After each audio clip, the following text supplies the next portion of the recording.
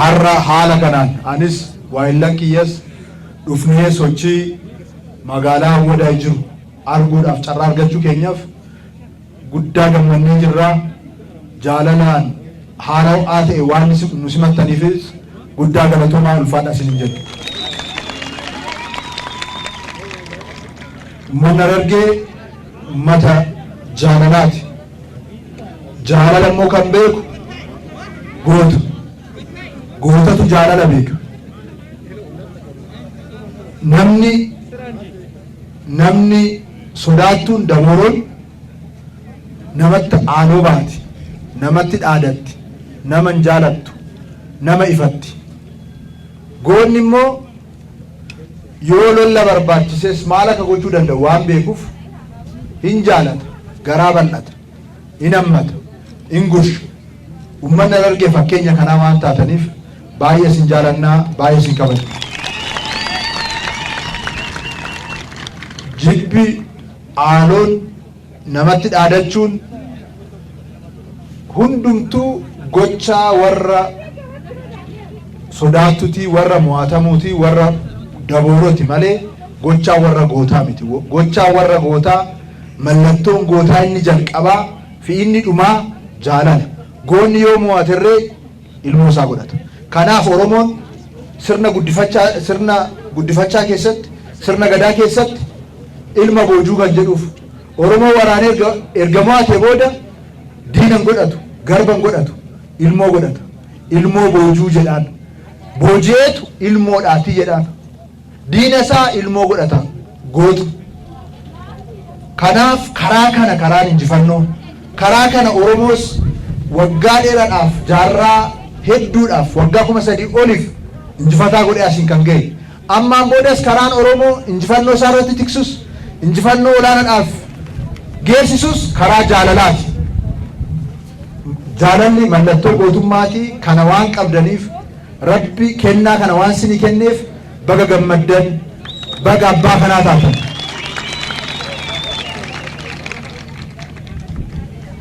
Warreen keessattuu waggoottan darbe uummanni Harargee aarsaa guddaa kaffale. Jijjiiramni kun akka dhufu diinni qabsoo Oromoo giddugalatti galee ture.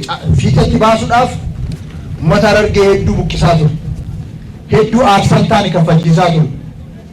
Uummanni Harargee gootummaadhaan aarsaa hedduu kaffale.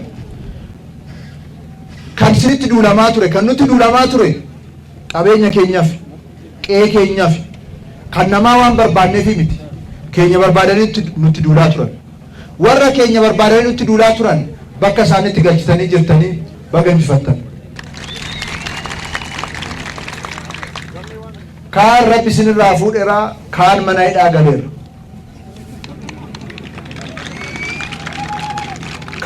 Kan nu buqqisaa ture, kan nu qaanessaa ture, kan faallaa nutti deemee waraana nutti bobbaasaa ture, kaan qaallitti jira, kaan immoo Rabbi fudhate sinuu beektu.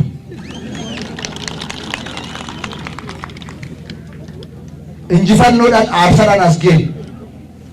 Mootummaan naannoo Oromiyaa injifannoo kana lafa qabsiisuudhaaf kallattii maraan jiruuf jireenya uummata keenyaa jijjiiruudhaaf karoorsee xiyyeeffatee hojjechaa jira. Karoora isaa keessatti dhimmi murteessaan carraawwan Oromiyaa keessa jiran tokko tokkoon baruudha, hubachuudha. Carraawwan sana immoo karoora qopheessee hojiitti hiikuudha. Akka Harargeetti carraa guddaan jiru tokko jimaadha, kuduraaf muduraadha. Jimaan hoggansi mootummaas hundumtuu galgala hin qamaa, guyyaa immoo hin abaara. Sun hin taatu jechaadha. Namni akka qabamu hin jajjabeessinuu hin qabaminaa. Garuu immoo oomishti qonnaan bulaa keenyaa immoo gurguramuutu irra jiraata, galii fiduutu irra jiraata, qonnaan bulaan keenya irraa fayyadamuutu irra jiraata. Kanaaf mootummaan naannoo Oromiyaa qoratee sirna daldalaa Jimaa keessatti qonnaan bulaan parsantii 15 jedhame malee parsantii 8 fayyadamu. Irra caala kan fayyadamu daldalaa gidduu jirudha. Daldalaan immoo irra caalli eenyu akka ture hin beektu sinumtuu. Kanaaf kana hiikuudhaaf aksiyoonota hundeessuu, Kana hiikuudhaaf seerota kan afaan ol qabatan akka sirratan gochuu, gatii biyyoota ollaa akka sirratan gochuudhaaf mootummaa federaalaa faana xiyyeeffannoo addaatiin hojjetamaa jira. Kana qofa miti. Mootummaan naannoo Oromiyaa qonnaan bulaan keenya karaa waldaatiin ijaaramee kallattiidhaan Finfinnee geessee akka daldalachuu danda'u giddugala gabaa Jimaa magaalaa Finfinneetti naannoo Saarisitti ijaarsisaa jira jechaadha. Kanaaf ijaaramtanii waldaadhaan konkolaattota qabaatanii jennaan kallattiidhaan gabaa Finfinneedhaaf dhiyeessuu dandeessu. Tokko gatii kan sirreessinu kanaan waan ta'eef. As immoo Harargee keessatti, Harargee lixaatti, Baddeessatti kaleessa jalqabsiisnee jirra. Har'a immoo as Awwadaayitti jalqabsiisnee jirra. Awwadaayi kanarra jalqabsiisne kunis kan kaleessa Baddeessatti jalqabsiisnes miliyoona 330 oliin ijaarama. Kun qabeenya keessan isin keessatti oomisha kana tursitanii mana qorrisiisaa qabaa, iddoo qorrisiisaa qabaa, Jimaachi tursistanii utuu Jimaan hin miidhamin, utuu namni akkasin gabaa keessatti gatii isin hin taaneen akka gurgurreef jechaadha. Jimaan maasirraa ka'ee yoo dhufe tursiisuu dandeessu asitti jechaadha. Tursistanii guyyaa barbaaddan gabaadhaaf dhiyeessuu dandeessu. Teknooloojii sana hunda kan guuttate giddugala gabaan kun akka ijaaramu ta'ee jira. Kanaaf har'a dhagaa bu'uuraa mitan keenya ijaarsa eegalchiisne. Sibiilli galeeraa, maashiniin galeeraa, qofforuu jalqabanii jiranii. Kanaaf waggaa tokkoof ji'a 6 keessatti xumuranii ummataaf kan kennan ta'a jechaadha. Akka durii piroojeektii waggaa 14, waggaa 4, waggaa 8 tursuun hin jiru. Piroojeektii hojii itti hiiknee dafnee xumurree haaraa hojjechaa deemudha. Amma gaaffilee isin gaafattaa ooltan sun hundumtuu sirriidha. Hundayyuu duraaf duubatti deemna. Fakkeenyaaf kan bishaanii qorannoon isaa barana hin gaggeeffama, inni ijaarama jechaadha. 20-30 yeroo tokko jalqabanii waggaa 40 tursuu miti, waggaa 14 tursuu miti. Kan kanaan dura akkas ta'aa ture kinoo fixuudhaaf rakkachaa hin jira. Dhagaa bu'uuraa kanaan dura namni hundumtuu sobee uummata fuulduratti gataa ba'e sana guuraa hin jira, kinoo guureeyyuu fixuu dadhabeera. Amma waadaa sobaan galluun ummataaf. Amma waa hunda karoorsinee waa hin xumurame akka kinoo asitti argitan kana finnee jalqabsiisna jechaadha. Kanaafuu gaaffilee isin kaastan hunduu sirriidha. Adeemsaaf duraaf duuba isaa eeggatee akkaataa sila jedhetti kan raawwatamu ta'a. Har'a qofa Harargee keessatti, Harargee Bahaa keessatti piroojeektii biiliyoona 2.1tu jalqabame. Kanaaf baga gammaddan. Kun hunduu kan ta'aa jiruuf mootummaan naannoo Oromiyaa badhaadhina maatii tokkoon tokko qonnaan bulaa horsee bulaa fi jiraata magaalaa keessatti badhaadhina milkeessuudhaaf hojjechaa jira. Badhaadhina milkeessuudhaaf dhimmoota 6 tokko akka naaf qalbeeffattan guyyaa guyyaatti qonnaan bulaan, horsee bulaan, daldalaan keenya jiraata magaalaa guyyaa guyyaatti jireenya isaa keessatti akka sakatta'uun barbaada. Inni jalqabaa fi inni duraa badhaadhina maatii milkeessuudhaaf akka waliigalaatti mootummaan imaammata tarsiimoo hooggansa kanaaf barbaachisu, karoora kanaaf barbaachisu, karoora waggaa 10 bajata kanaaf barbaachisu hunda qophii godhee hojiitti galaa jira. Mootummaan hin godha. Gama ummataatiin garuu wantoonni 6 murteessoon hin barbaachisu. Tokkoffaaf inni jalqabaa halkanii guyyaa hojjechuudha. Halkanii guyyaa dadhabuu, halkanii guyyaa dafquu. Amma giddugala gabaa Jimaa kan isiniif banneef ciqilfattanii yoo ooltan rakkoo ta'a. Ciqilfachuu hir'isuu, hojii immoo baay'isuu. Tokkoffaan halkanii guyyaa hojjechuudha. Akkasiin nu qalbeeffattan kan barbaannu. Inni lammaffaa fi inni murteessaan hojii keessanirraa immoo bu'aa argattan qusachuudha. Harargee keessa rakkoo guddaan tokko jiru qusannaadha. Qusachuutu isinirra jiraata. Namni jiraatee bitan qusachuu qabu. Waan qusachuu qabdan erga qusattanii ishiin raafteen jiraachuu qabdu. Sanatti ce'uu qabna.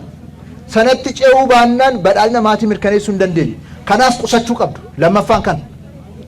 Sadaffaan fi akka sirriitti qalbeeffattan kan barbaadu kan qusattan sanaan immoo investimentii adda addaatti galaa. mootummaan qonnaan bulaadhaaf horsiisee bulaadhaaf seera addaa baasee jira. Lafa magaalaa keessatti bilisaan dhiyeessina investimentiidhaaf, baankii irraa liqiin dhiyeessina. Kanaaf namni qusate sun immoo investimenti itti galuu qaba, paampii bituu qaba, tiraaktara bituu qaba, daldala adda addaa magaalaa keessatti banuu qaba, faabrikaa banuu qaba, warshaa namoonni dhuunfaa akka dhufanii bananiin goona. Isaa olitti garuu sin warshaa hedduu banuu dandeessu. Waggaatti namni 100,000 hedduutti jimaa gurguru yoo qixaan qusate faabrikaa banuu danda'a. Kanaaf inni sadaffaan investimentiidha. Kan qusatan sana investimentiitti jijjiiruudha. Inni arfaffaa fi xiyyeeffannoo guddaa kan sin akka kennitan barbaadu teknooloojii irratti fayyadamuudha. Teknooloojii fayyadamuudhaan jireenya ammayyaa shaakaluu jalqabuu nurra jiraata. Qonnaan bulaan keenya tiraaktara kombaayinara kana fayyadamuu qaba. Daldalaan keenya teknooloojii adda addaa alatti gurguruu, sirna alatti ittiin gurguru as taa'ee daldala addunyaatti itti gaggeessu teknooloojii adda addaa madagsachuu danda'u tura jiraata. Haalli itti jiraannu haala ammayyaa ta'u tura jiraata. Haalli mana itti ijaarru teknooloojiidhaan kan deeggarame haala ammayyaa ta'u tura jiraata. Kanaaf inni arfaffaan teknooloojiidhaan deeggaramuu kanaan of jijjiiruutu nurra jiraata. Inni shanaffaan fi akka sirritti xiyyeeffattan kan barbaadu mallaqa akka jaalattaniif. Mallaqa sirritti akka jaalattan. Rabbi taasisanii sirritti mallaqa akka jaalattan. Kanaaf waan mallaqa fiduu danda'u hunda irratti bobbaatanii akka hojjettan barbaadna jechaadha. Mallaqa baay'ee murteessaadha jechuudha. Isin biratti nan beekaa baay'ee arjaadha isinii. Nan beekaa arjummaan baay'ee gaariidha. Garuu mallaqa jaalachaas jechaadha. Mallaqa qabachaa. Shanaffaan kan jaaffaan hojiin keenya hundumtuu karaa saffina qabuun, qulqullina qabuun fi karaa baay'ina qabuun hojjetamuu qaba. Kana gootanii jennaan yeroo gabaabaa keessatti badhaadhina maatii milkeessuu dandeenya. Kana gootanii jennaan yeroo gabaabaa keessatti jiruuf jireenya uummata keenyaa jijjiiruu barbaada. Badhaadhinni kana barbaada. Kanaaf siyaasa adda addaa irratti fedhiin adda addaa jiraate filannoon yeroo ga'u filannoodhaan nama barbaadan jijjiiruun, filannoodhaan nama barbaadan adabuun sirriidha. Garuu gabaa cufaa hin ka'inaa taa maalii warra jedhaniin immoo of ajjeesuun mootummaa adabuu hin taane of adabuudha. Kanaafuu warra gabaa cufaa isiniin jedhaniin isaan mana isaanii cufatanii haa oolan. Isin hojii keessan hojjedhaa. Warri nuyi akka badhaadhinaatti wanti isin kadhannu birrii walitti nu buusaa isiniin hin jennu. Wanti isin kadhannu nuuf jireenya keenya nu mijeessaa isiniin hin jennu. Akkaawuntii keenya biyya alaatti birriidhaan jijjiiraa doolaarii nu kaasaa isiniin hin jennu. Nuyi wanti isin kadhannu hojjedhaa isiniin hin jennu. Nuyi wanti isiniif hinnee dhufnu piroojeektii akka har'aa kana isiniif hinnee dhufnu. Kana kaayyoon keenya. Gaafa hin feene immoo abbaa barbaadan jijjiirtanii abbaa barbaadan kaa'uu dandeessu. Isa of jireenya ofii fooyyessuu keessatti. Jireenya ofii siyaasni jireenya uummata keenyaa hin jijjiirre faayidaa tokko iyyuu hin qabu.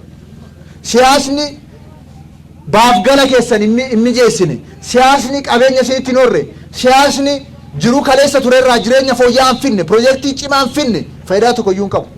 Kanaafuu akka jabaattanii hojjettan olola gabaa cufaa maalii cufaa warra jedhan kana akka abdii kutatanii iddoo isaaniitti akka deebi'an akka jabaattanii hojjettan asumaan dhaamsa koo isiniif dabarsuun barbaada. Warri tokko warri kaleessa aangoo dhaban hiree dhaban guyyaa muraa oolu. Guyyaa muruu kanaan dura guyyaa baay'ee muraniiru fonqolcha mootummaa wanti isaan hin yaalle hin jiru. Amma immoo dur halkan abjootu amma immoo guyyaa abjootu jalqabaniiru. Waa tokko isinitti hima. Wayyaaneen lammaf abadan deebitee hin dhuftu. Warri wayyaaneedhaaf farda ta'uu barbaadanis immoo duddatti baatu barbaadanis gorsineen deebisnaa yoo didan dudda isaanii kunna malee Oromootti lammaffaa Oromoon Oromoo keessa abbaa barbaade waan barbaade godhachuu danda'a.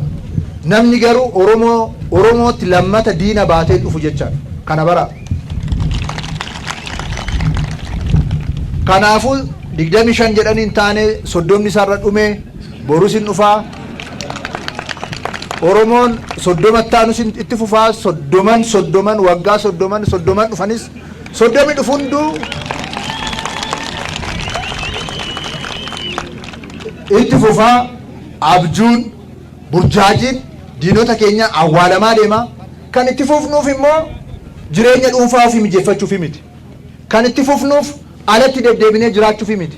Kan itti fufnuuf akkaawuntii biyya alaatti banannee jiraachuudhaaf miti.